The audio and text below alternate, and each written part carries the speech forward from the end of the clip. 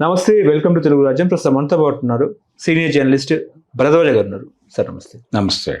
ముఖ్యంగా రష్మిక మందన నటించిన girl friend movie review ఎలా ఉంది ఏంటి సార్? అంటే ఇది నిజానికి ఒక ప్రేమ కథా చిత్రము అని అనుకోవాలి.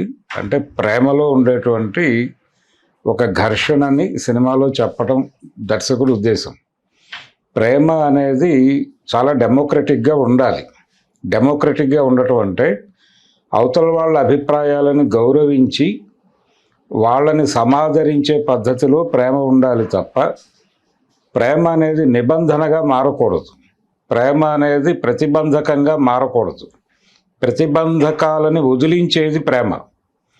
ప్రతిబంధకాలని వదిలించేదిగా ఉండాల్సిన ప్రేమ తనే ప్రతిబంధకంగా మారిపోతే ఆ పరిస్థితులు ఎలా ఆవిర్భవిస్తాయి, ఎలా బయటకు రావాల్సి ఉంటుంది అనేది చర్చించటం అనే లక్ష్యంతో ఈ సినిమా కథ రాసుకోవడం మొదలుపెట్టాడు ఆయన, రాహుల్ రవీంద్రన్.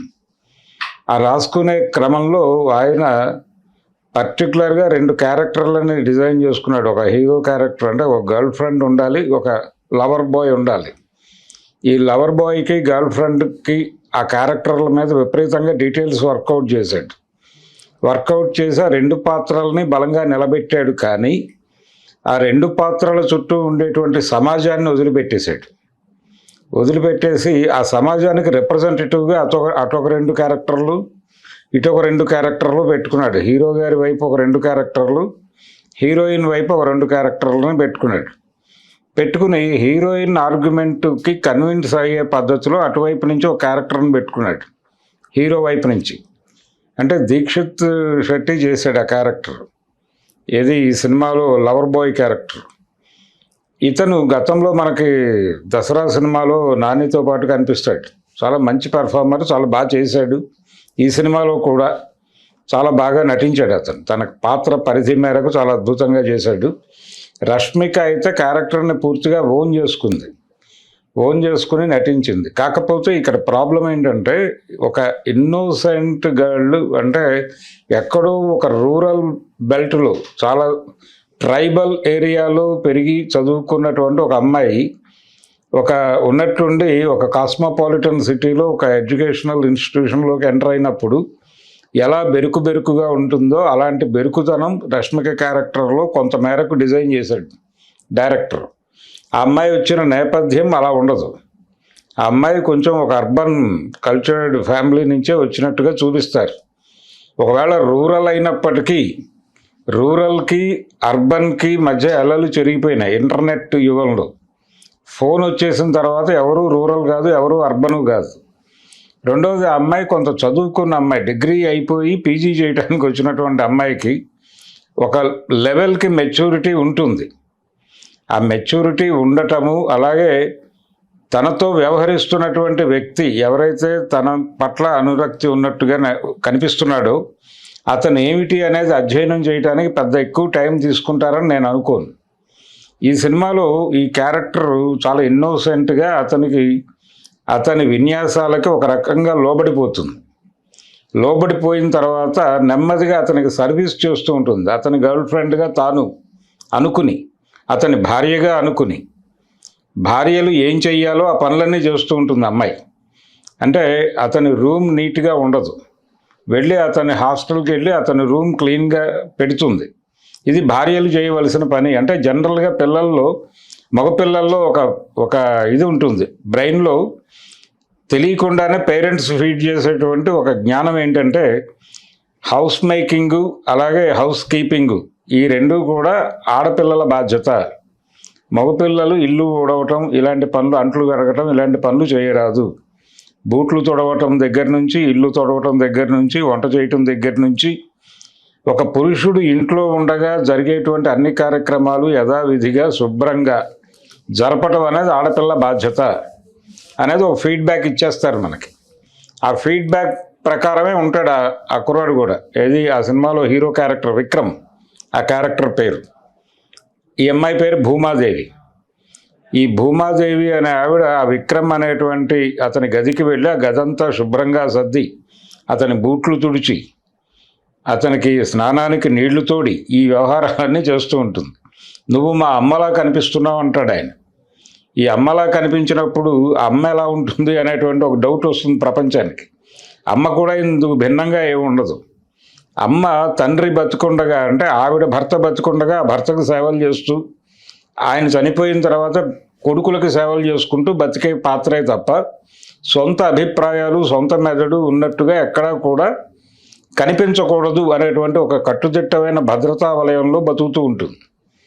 రేపు పొద్దున ఇతన్ని పెళ్లి చేసుకుంటే తన బతుకు కూడా అదే అనే విషయం ఈ అమ్మాయికి అర్థమవుతుంది సూచనప్రాయంగా.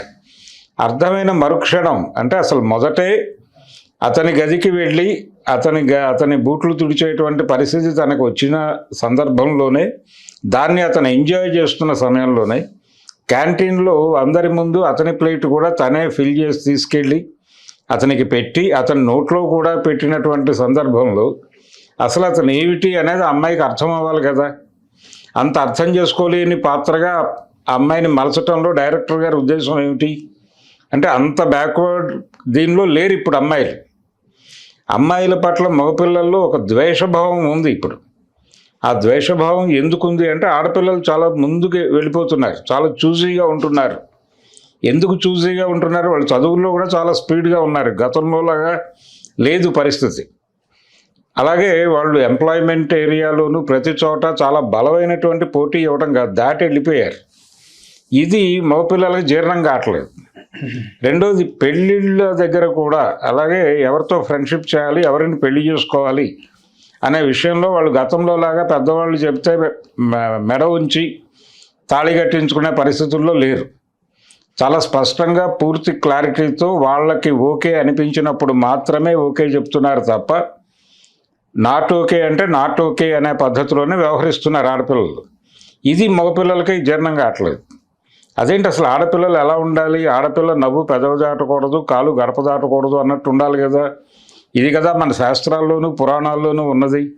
వీళ్ళేంటి, ఈ బట్టలు ఏంటి, ఇలా వెళ్తున్నారేంటి, బైకుల మీద వెళ్తున్నారు, వీళ్ళు ఇష్టం వచ్చినట్టు రైడ్ చేస్తున్నారు, వీళ్ళ పద్ధతి ఏంటి, మనని పక్కకి నెట్టి మరీ ఎక్కేస్తున్నారు బస్సులు, ఏమిటి మన భవిష్యత్తు, నువ్వు కొంచెం పక్కకు తప్పుకోమ్మా అంటున్నారు అని చెప్పి విపరీతమైన కోపం పెరుగుతోంది మగపిల్లల్లో.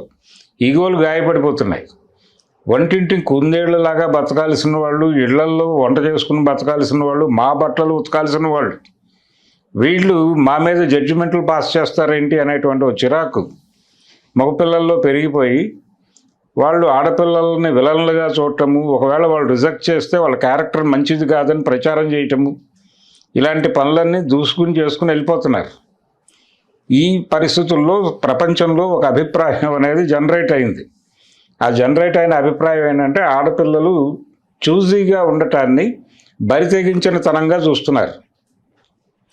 ఈ చూజీగా ఉండి బరితెగింపు అనేటువంటి ముద్ర పడిపోయినటువంటి అమ్మాయిలకి పెళ్ళిళ్ళు కాకుండా చెయ్యాలి అని వీళ్ళు అనుకుంటారు.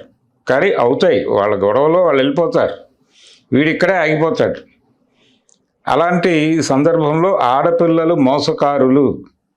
అసలు అమ్మాయిలందరూ మోసం చేయటం కోసమే పుట్టారు. పర్టికులర్గా మగపిల్లల్ని ప్రేమ పేరుతో వంచి ద్రోహం చేసి వెళ్ళిపోవటం అనేది వాళ్ళ నైజం, వాళ్ళ క్యారెక్టరు అని చెప్పి ఆ అభిప్రాయం మగపిల్లల్లో బాగా ఫీడ్ అయిపోయి ఉంది ఇప్పుడు. పర్టికులర్గా ఈ ఫీడ్ అయిపోయినటువంటి అభిప్రాయాలకు ఉత్ప్రేరకంగా పనిచేస్తూ బేబీ లాంటి సినిమాలు చూసాం ఆ మధ్య.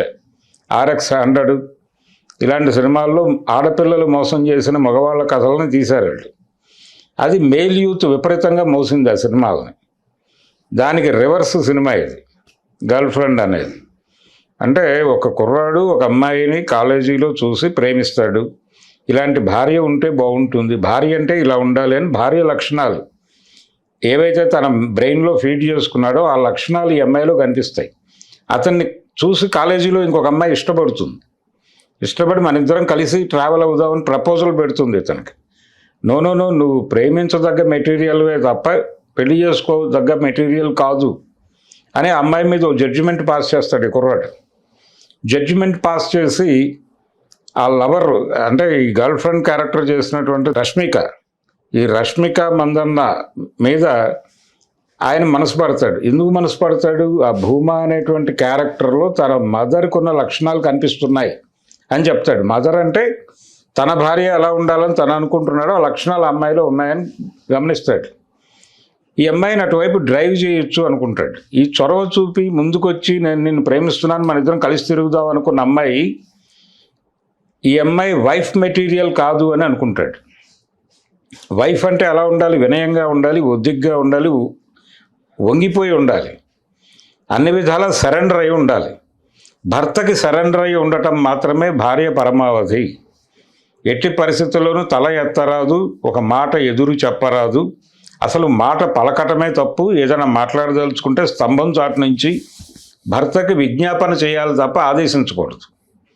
ఇది character of lady or wife అనేది వాడు ఫిక్స్ అయి ఉంటాడు. ఆ ఫిక్స్ అయినటువంటి పద్ధతి ఈ అమ్మాయికి అర్థమైనటువంటి క్షణంలోనే వాడిని రిజెక్ట్ చేసి ఉండాలి. రిజెక్ట్ చేయకుండా ట్రావెల్ అవుతుంది, వాడిని భరిస్తూ ఉంటుంది, వాడి దుర్మార్గాలన్నింటినీ భరిస్తూ ఉంటుంది మౌనంగా. మధ్యలో వాడికి ప్రపోజ్ చేసి ఫెయిల్ అయినటువంటి అమ్మాయి ఈ అమ్మాయి కండిషన్ చూసి ఈ అమ్మాయిని ఎడ్యుకేట్ చేసే ప్రయత్నం చేస్తుంది. నువ్వేదో అనుకుంటున్నావు కానీ నిన్ను ప్రేమించడం వాడు అదృష్టం. వాడు అనుకున్న లక్షణాలు నీలో ఉన్నాయి కాబట్టి నీ పట్ల అట్రాక్ట్ అయ్యాడు. కానీ నువ్వు వాడిని పెళ్లి చేసుకుంటే నానా కష్టాలు పడతావు. నీలో చాలా టాలెంట్ ఉంది, ఈ టాలెంట్లు అన్నిటినీ చంపేస్తాడు అతను. నువ్వు మంచి నటివి, ఆ అమ్మాయి స్టేజ్ పెర్ఫార్మెన్స్ చేస్తుంది కాలేజీలో, చాలా మంచి పెర్ఫార్మర్వి, నీలో చాలా జ్ఞానం ఉంది, చెప్తే వింటావు, దాన్ని అడాప్ట్ చేసుకుంటావు, నడుస్తావు. ఇదంతా వృధా అయిపోతుంది వాడిని పెళ్లి చేసుకుంటే. నువ్వు కెరియర్కి సంబంధించి నీకు చాలా డ్రీమ్స్ ఉన్నాయి. నువ్వు ఇంగ్లీష్ లిటరేచర్ చదివి ఏదో ఇక్కడే బతకాలి అని అనుకోవడం లేదు, దాని నుంచి ఇంకేదో చేద్దాం అనుకుంటున్నావు. ఆ ఇంకేదో చేయటానికి వీడు హర్డిల్ అవుతాడు, వీడి ప్రేమ హర్డిల్ అవుతుంది, నీకు అర్థం కావట్లేదు అని ఎడ్యుకేట్ చేసే ప్రయత్నం చేస్తుంది అమ్మాయి. ఆ అమ్మాయి క్యారెక్టర్ని సొసైటీగా చూసుకోమని డైరెక్టర్ గారు చెప్పాడు. అలా ఈ అమ్మాయికి చెప్పినప్పటికీ ఈ అమ్మాయిలో ఉన్నటువంటి ఇన్నోసెన్స్, అలాగే ఓ సందిగ్ధావస్థ, ఇది ఎటు తేల్చుకోలేని తనంలో పడిపోతుంది. పడిపోయి నెమ్మదిగా అతనితో ట్రావెల్ అవుతూనే ఉంటుంది. అతను ఎక్కడ హర్ట్ అవుతాడో, అతను ఎక్కడ గాయపడతాడో నో చెబితే అని అనుకుని నెమ్మదిగా ఒక దశకి చేరుకున్న తర్వాత ఇక లాభం లేదని ఒక ఫైన్ ఈవినింగ్ అతన్ని పిలిచి కూర్చోబెట్టి, బాబు నీతో నేను బ్రేకప్ అవుతున్నాను అని చెప్పేస్తుంది.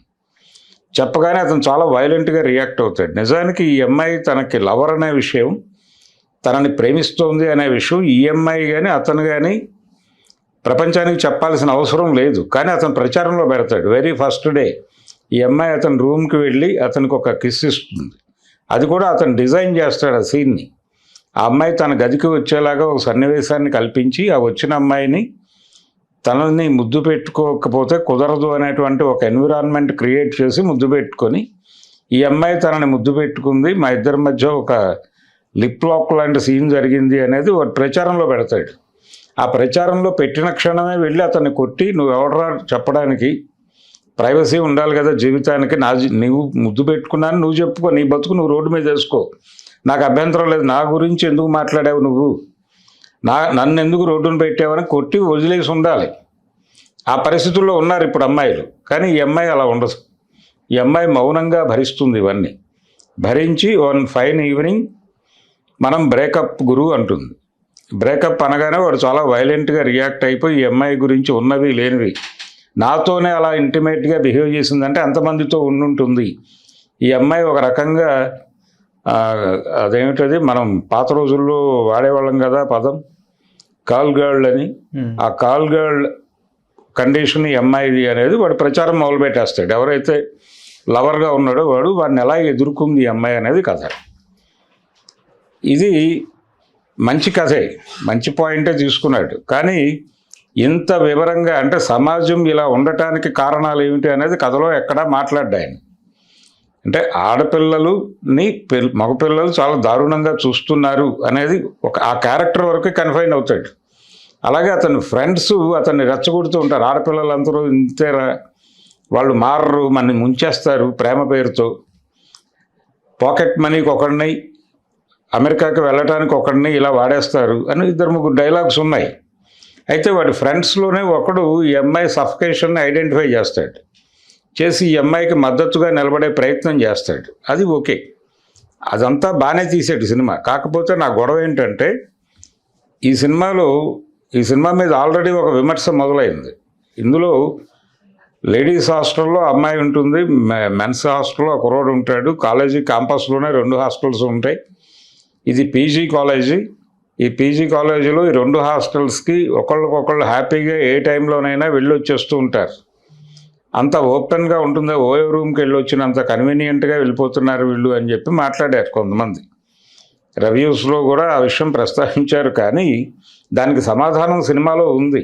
ఆ సినిమాలో ప్రొఫెసర్ క్యారెక్టర్ వేసిన, హెచ్ఓడి క్యారెక్టర్ వేసినటువంటి రాహుల్ రవీంద్రన్ డైరెక్టర్ గారు, ఆయనే ఓ డైలాగ్లో చెప్తాడు. హీరోయిన్ తండ్రి వచ్చి అడుగుతాడు, ఏమిటిది, నేను వెళ్ళి మా అమ్మాయి రూమ్ అనుకుని తలుపు కొడితే ఆడెవడో బయటకు వచ్చాడు అని అడిగిన సన్నివేశంలో ఆయన చెప్తాడు, బాబు వీళ్ళు ఎల్డర్ పీపుల్, వీళ్ళేమి పిల్లలు కాదు. పిల్లలని మనం అనుకుంటున్నాం కానీ వాళ్ళు పిల్లలు కాదు, వాళ్ళు ఎదిగిన పిల్లలు. ఎదిగిన పిల్లలతో ఎలా వ్యవహరించాలో అలాగే వ్యవహరిస్తున్నాం మేము. వాళ్ళ మీద పోలీసింగ్ పెట్టడం అనేది కల్చర్ కాదు. సో వాళ్ళు కల్చర్ కాదు కాబట్టి మేము పోలీసింగు, ఇక్కడ రాడార్ వ్యవస్థ, అలాగే నిఘా విభాగాలు, ఈ వార్డెన్ తరహాలు, అలాగే అక్కడ సెక్యూరిటీ గార్డ్స్, ఈ వ్యవస్థలు ఏమీ పెట్టలేదు. వాళ్ళ ప్రైవసీ, వాళ్ళ ఎలా వెళ్ళాలో వాళ్ళకు ఒక జడ్జిమెంట్ ఉంటుంది కాబట్టి ఆ జడ్జిమెంట్ మీద విశ్వాసంతో మేము వాళ్ళని వదిలేసాము అని చెప్తాడు ఆయన. అది కూడా ఓకే. కాకపోతే ప్రాబ్లం ఏంటంటే, ఇలా ఆ రూమ్లోకి ఇతని రూమ్లోకి ఆ అమ్మాయి రెగ్యులర్గా వస్తూ పోతూ ఉండటము, ఇదంతా అక్కడ సమాజం చూస్తూ ఉంటుంది. చుట్టుపక్కల కుర్రాళ్ళందరూ, వాళ్ళకు కూడా మెదళ్ళు ఉంటాయి. వాళ్ళు కూడా ఇలాంటి సఫికేషన్స్లోనే ఉంటారు. ఆడపిల్లలు ఉంటారు, మగపిల్లలు, మనం ఇందాక అనుకున్న అన్ని లక్షణాలతో మగపిల్లలు ఉంటారు. వాళ్ళ రియాక్షన్స్ కూడా పోజ్ చేసుంటే బాగుండేది. కథలో సమాజాన్ని ఇన్వాల్వ్ చేసుంటే బాగుండేది. వాళ్ళు మౌన ప్రేక్షకుల్లాగా నిలబడతారు సినిమాలో కొన్ని సీన్లు. అది కొంత ఇబ్బంది పెట్టింది. అలా కాకుండా ఇది సామాజిక సమస్య, ఇది ఇలా కావటానికి, పరిస్థితి ఇలా తయారవటానికి కారణాలు ఏమిటి అనేది కూడా ఒక చిన్న సీన్లో ఎక్కడైనా, అంటే వీళ్ళ మనోభావాలను ఎక్స్ప్లెయిన్ చేయడానికి చాలా స్క్రీన్ టైం తీసుకున్నారు డైరెక్టర్. అది కొంచెం ల్యాగ్ అనిపించింది కూడా.